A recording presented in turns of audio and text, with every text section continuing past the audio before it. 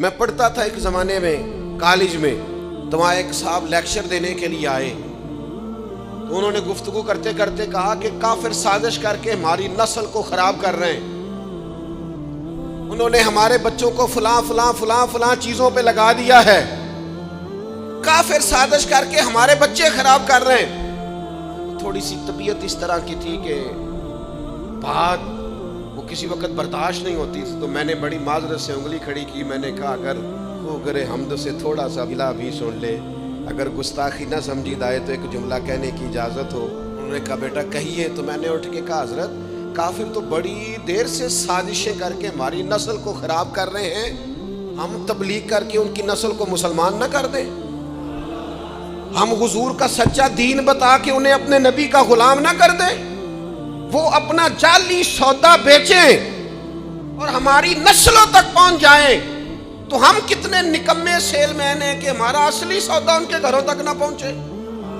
Oman تو جس گلی سے گزر جاتا تھا وہ کفر کے گھروں تک رسول پاک کے دین کی خوشبو پہنچا دیا کرتا تھا۔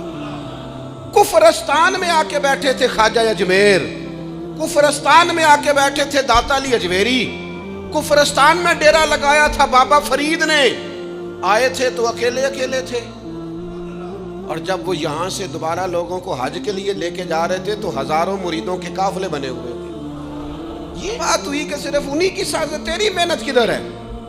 تو صبح سے شام تک جو تبلیغ کرتا ہے وہ کس پر ہو رہی ہے؟